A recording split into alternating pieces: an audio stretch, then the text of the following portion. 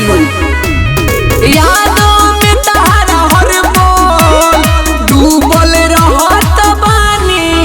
हम एने रोतानी, हम एने रोतानी, काटेलू तू ओने जानी।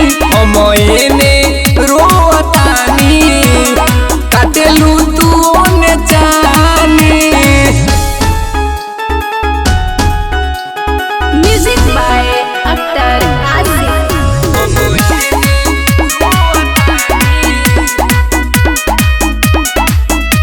किते ही प्यार कोइले रे, आ दिल को वार कोइले रे।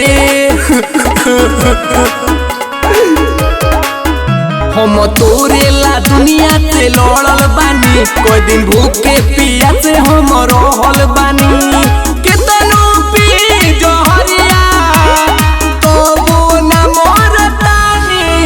हम एने रोतानी, हम एने रोतानी, आ काटेलू तू ओने जानी। हम एने रोतानी, आ काटेलू तू ओने जानी।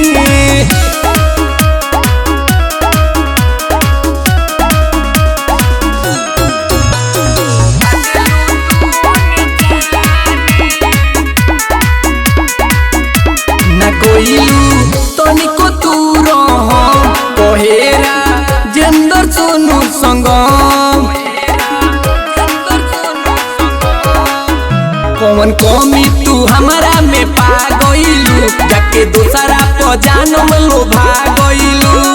हौसला सुन के होलिया जेकरा से कहतानी। हम एने रोतानी, हम एने रोतानी, काटेलू तू ओने जानी। हम एने रोतानी, काटेलू तू ओने जानी। बर्बाद कर देलू हमरा के।